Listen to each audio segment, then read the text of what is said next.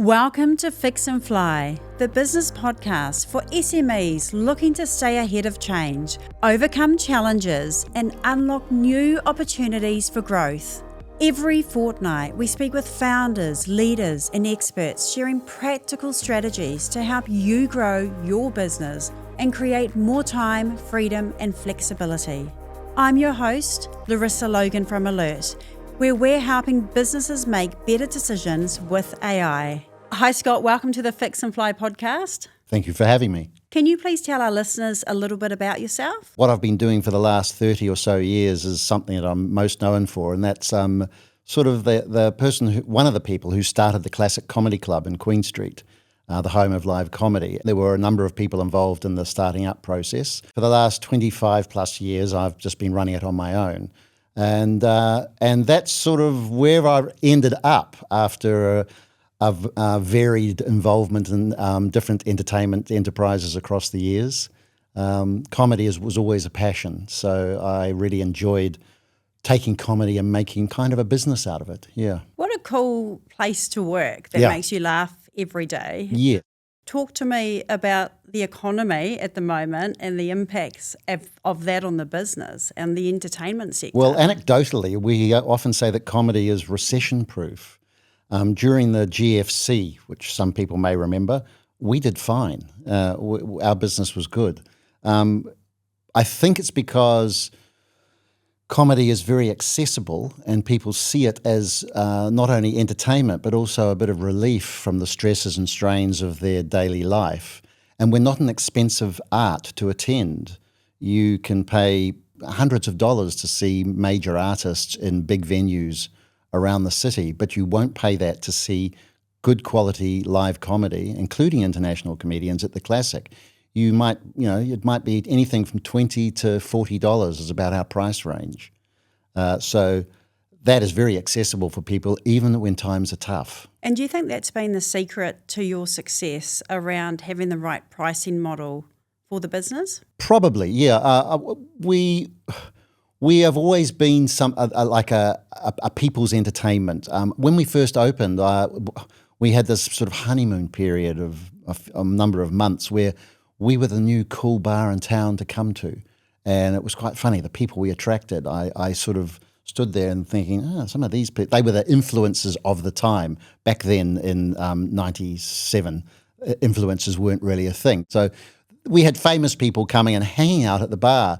But I said to my fellow directors, I said, I'm sort of looking forward to when we're no longer the cool bar because, quite frankly, comedy and cool don't really go together. Comedy attacks significance.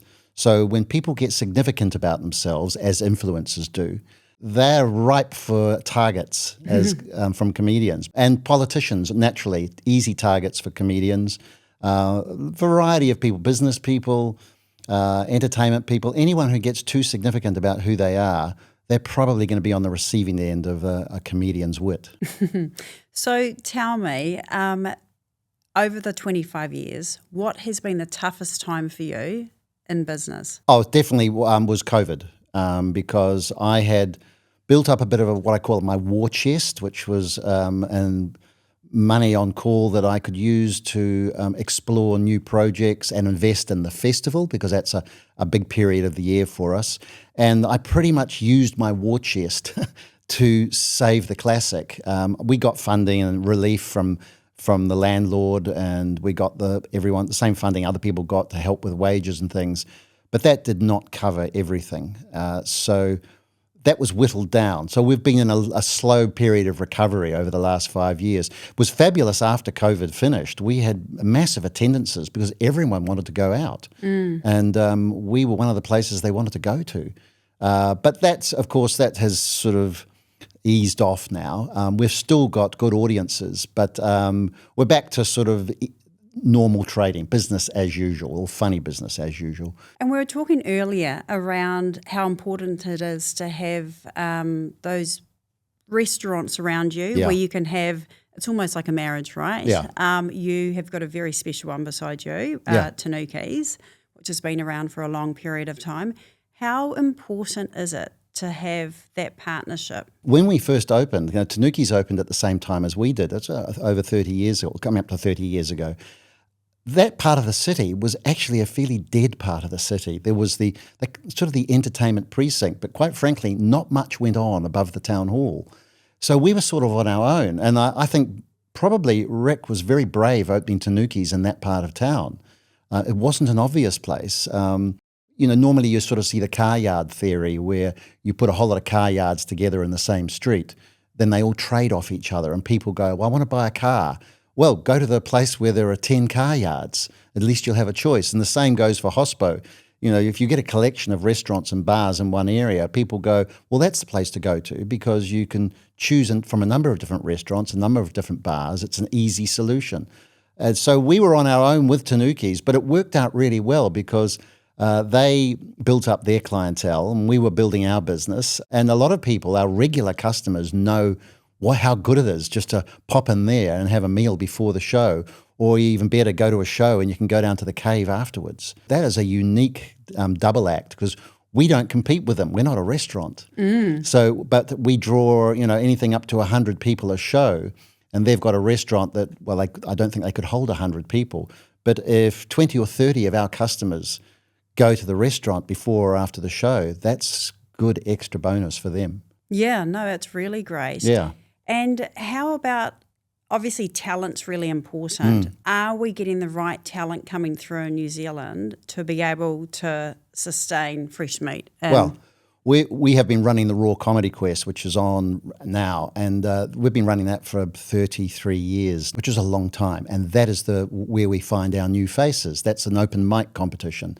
So if you've never done it before, you can come along, start doing the heats of the Raw Comedy Quest, maybe make it to the final. It's a stepping stone or a pathway. I call it my pathway to glory. And there's plenty of comedians who have followed that pathway who are doing very well around New Zealand and overseas. I might have 100 people into the competition in 1 year. 4 or 5 of them might go on to become semi-pro comedians. 1 or 2 might become headliners. So the odds are not great. But that's because there are certain things like talent and stage presence that are required to become a famous comedian. Can you tell us a few of the success stories? Oh, well, Melanie Bracewell, she's now yeah. working everywhere, but she's got her own TV show that she co-hosts in Australia now. She won the Raw Comedy Quest the year she entered. Ursula Carlson made the final, I think, but she'd only done like 2 gigs when she made the final.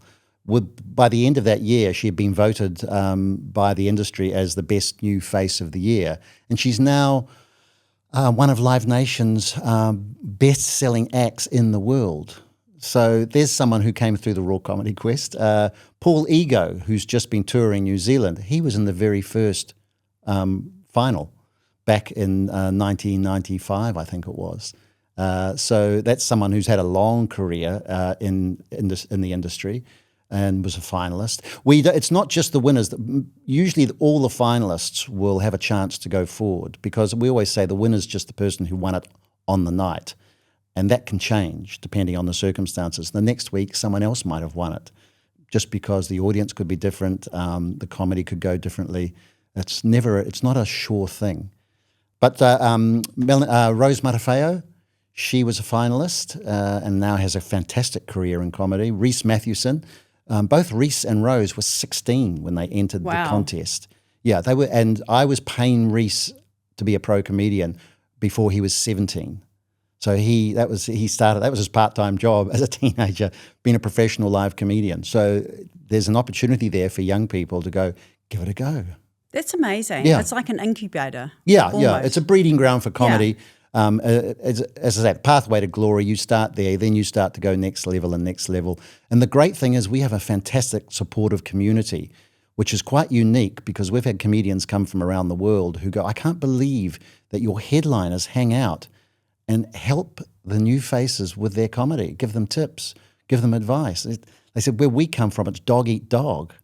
Yet we have a community that supports our young talent when they come in and helps them go forward. So what type of impact does the Comedy Festival have on Auckland City? Well, it brings in a whole lot of people in a short period of time. So it obviously has a big impact on my business, but also, and again, we hark back to Tanuki's, they triple their turnover when the comedy festival is on. So you really have to appreciate how important it is for the city to have these events, but it's also important for operators in the city to realise the opportunity that's there. If I was working in hospo or anywhere around the city, I would be keeping an eye on the events that are coming up and targeting the ones I think will have the biggest impact on my business. Auckland is lucky that it does have a string of festivals. Unfortunately, in May, we have the Writers' Festival, the Comedy Festival, and the Music Month all in the same month. Pretty busy. A number of people say, why couldn't you spread this out a bit? Yeah. And it is being looked at. It's quite hard to shift things once they're become ingrained, and the Comedy Festival has been running for almost 35 years. It's a hard thing to shift. So what's the toughest part for you running this business? The toughest part, it's like, have I got a job? I don't even think I've got a job. It's a hobby that takes up quite a bit of time that happens to just manage to pay my way. Probably the cash flow. It's never quite as easy as people think. Always juggling and planning and trying to come up with some fresh ideas. One side of our business is not to change a winning formula. And we have been programming the Classic in a similar fashion for 30 years and built up a following for the different shows that we put on. So I do advise people, when you come up with something like that, don't necessarily look to change. Keep on. Customers like being able to know what they're coming to, particularly something as dangerous as comedy. So they want to come and know that they're coming to a show that's going to deliver what they expect, that they're going to have a fun night, that nothing weird's going to happen. And I do see some people sometimes put on shows with weird names, or they put on a show one month which goes okay, and the next month it's got a different name. And you go, well, why do you do that? All those people that came last month might want to come back again, but they don't know it's the same show, or they don't know you're the promoter of that great show. So branding is important, and we have good brands at the Classic. And where do you see the sector going in the next 12 months, given kind of current economic conditions? Well, we're hanging our hat on the launch of the CRL in Auckland. Mm-hmm. We're very fortunate that the Classic is within 200 metres of the Te Waihoratu station on the corner of Wellesley and Albert Street. And that's an easy walk. And it's going to bring people to the mid and uptown of Auckland, who currently the only train they can catch is to Britomart, which is downtown. And that's fine if you want to go to all the hospitality that's available downtown. But all of us people who are up in Midtown and Uptown with K Road and Mount Eden, all of a sudden they're going to have this delivery system, tens of thousands of people each day, and that night I hope too, coming and looking for things to do in the city. I'm thinking that's going to have the biggest impact in the next 12 months in Auckland. When is that open? They're not giving any fixed dates. It could be any time from July to September. That's the window now that I'm pretty sure we'll see it, yeah. Oh, that's awesome. In time for the summer Christmas season, yeah. What do you have to start thinking about if you're thinking that demand's going to increase? What kind of things do you need to start thinking about now in regards to, dealing with capacity and labour and all of that type of stuff? Well, we're geared up for any sized audiences. One thing we might consider doing is adding another night of shows. So we currently open Wednesday to Saturday. Now, if I think that the impact on the city is what I'm anticipating, we could justify opening up, say, a Tuesday night. If the city's really accessible, then there might be the demand for more entertainment, more hospitality in the city centre. There have been, unfortunately, some businesses have gone in the last 4 or 5 years because the impact of the construction has really affected business. So we have seen major businesses like Smith & Co's disappearing. That's left that's a fabulous piece of real estate sitting right there, and it's in a great position with a station just 50 metres up the road. So we'll be interesting to see what comes into those empty buildings, the possibilities. The St James Theatre is under renovation.